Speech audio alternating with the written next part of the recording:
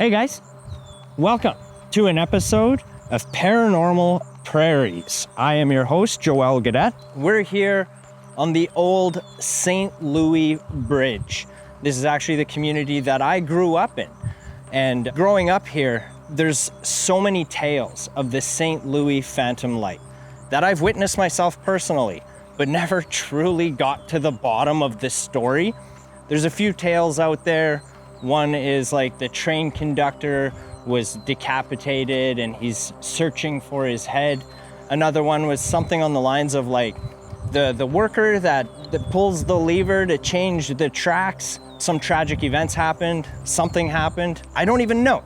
I'm here to try and get to the bottom of it. So what we did was reach out to the community in hopes to get some of people's personal experiences and just find out more about what is this thing? Why is it there? Is it still there? What happened here in the early 20th century in St. Louis, Saskatchewan? We're gonna head over there right now and go talk to some people, so stay tuned and enjoy. I'm Alicia McDonald. I went to school in Birch Hills, so growing up, we always hung out with everyone, all the surrounding towns. My farm is not even that far from St. Louis. It's right in between Birch Hills and St. Louis. And I graduated in 2002, so my stories are kind of old, but but they're all true. My name is Stacy Hannett. I grew up on a farm about 5 kilometers south of St. Louis, but I went to school here, grew up here my entire life. We went there and we did see the train light, and it was just a white light and a little bit of red. A lot of it was in silence because sometimes, like if you made loud noises, it wouldn't make an appearance or anything like that. It's on an old train track, right? And there's trees on either side. You would see a glow sometimes from the tree line from a distance, and then just a little light would poke out, and then it would just sort of float back and forth like this, like sort of like in a figure 8 or like an infinity sign, and then it would disappear. It was like really unpredictable. Sometimes it would come a little bit closer, kind of faster, and then it would disappear. Craziest story I've had, me and 3 other friends in high school. I was probably 15, 16 years old. The one person who was driving had just gotten like a newer car. So we're like, yeah, let's go to the Ghost Light. It's like a Friday night, you're hanging out with your friends, right? So you drive there in the same spot you always pull up to, and we didn't make a fire or anything. It was the summer of 2000. It was pretty late in August. Me and a couple buddies from Alberta, there wasn't really much to do at the end of summer, so we decided to take a road trip out and see if we could see anything. So then we all got out, we're kind of like, laughing and joking around, and then we're like, let's go walk towards the bush. When you walk there, the bush line is like this, and basically where the tracks would have been. We see the light, and then it's like we feel like eerie, and we get a little scared, so we run back to the car, and we're trying to start the car, and we can't. And I remember driving in there, and it was just getting dark, so we just sat there in silence for probably an hour.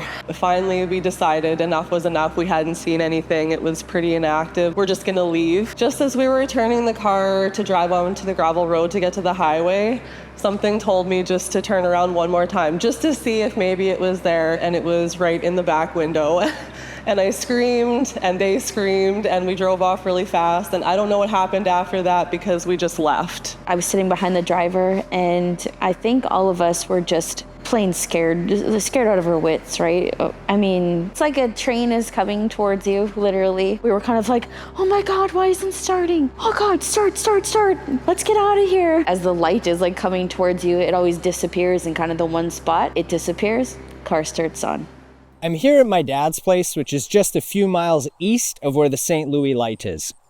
When doing research for something like this, it doesn't take long before you find other researchers who have attempted to debunk it, like 2 girls in La Ronge actually won an award for how well they were able to replicate the St. Louis Phantom Light with their car headlights. And in 1992, there was a gentleman who went out there in the middle of the day and claims that he can see the highway on the other side of the river with a telephoto lens. That's his explanation of how the light maneuvers because of the curvatures and the hills and the dips. However, if eyewitness accounts are to be believed, it's not that simple. In 1990, the Prince Albert Daily Herald posted an article where they interviewed a guy who had heard stories from his great-grandmother talking about the ghost light. That was well before vehicles frequented the area. And details from our guests today directly contradict the theories of these would-be debunkers. I don't know, just a car light just doesn't behave that way. I know people have tried to debunk these stories often, and I don't know. Their reasoning sounded so far-fetched compared to the explanation of it being a ghost light. Like, it was more believable that it's a ghost light. From my own personal experience, I've driven those roads. They don't connect like that at all. Or when you think some guy's just out there every night waving a flashlight and waiting for people, like, I don't know, that just seems too far-fetched. I've seen it sober and I've seen it after a few beers, so. Yeah. And it was the same. And it was the same thing both times, right. So. You always know your own truth. The first 2 times, I will say that I was around a fire, probably had a couple drinks in me, but the last time I was dead sober, completely. That was the time that the car wasn't starting. Yeah. You want to hear the other story? Absolutely. Okay. So we had a pretty good fire going that night, and we were all partying, having a good time.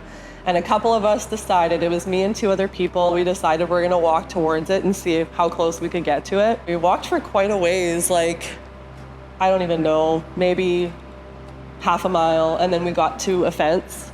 So we jumped the fence and we kept walking and we didn't see anything. No, we walked and we probably jumped, I don't know, 3 fences, and just, it felt like we walked for a long time. We walked maybe half an hour and we didn't see anything. So we turned around and hopped all the fences and headed back to where everyone else was standing. And as we were approaching the fire, I remember some of my friends being like, "Oh my God, did you see it?" And we're like, "No, we didn't see anything."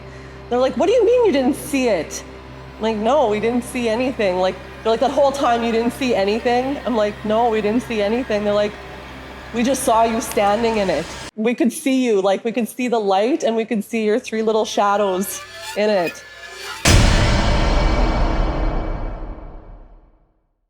In your experiences in telling your stories, have you ever been criticized about what you personally saw? I myself had never been criticized about it because if you know me personally, I'm a bit of a believer and things like that. And I love telling the truth. It's my favorite thing to do. So I find that if you're going to come at me like that, I'd be like, okay, that's your opinion, move along. I understand how people are apprehensive or maybe, you know, not too quick to believe the stories. I can understand that. But the things that I've experienced there can't be explained with a car light or a flashlight or a human being. So I don't know how else to explain it. Today is Monday, October 28th, 2024. With the property owner's permission, I was able to go out there this last Friday and Saturday night in hopes to see the ghost light, hear the ghost light, feel the ghost light, anything, but was unsuccessful. Being out there for as long as I was this last weekend really got me reminiscing of the times that I've seen it. And one of my most memorable times out there, I think there was 15 of us, and this thing showed up maybe 5-6 feet away from us, 6 feet in diameter. Like, we could have reached out and touched the darn thing. So it's pretty creepy. Winter's right around the corner, and tonight's the last opportunity I have to possibly see it this year. So we're gonna drive over there and hopefully see it.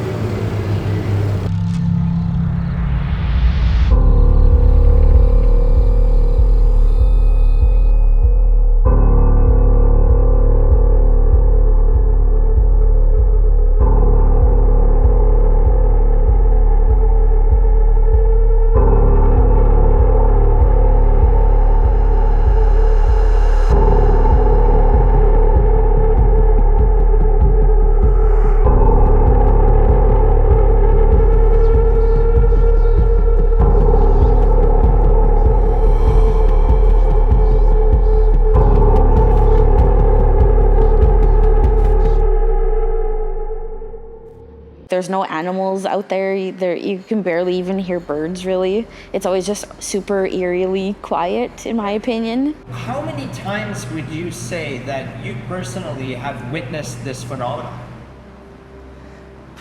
Too many to count. I don't even know. Like lots.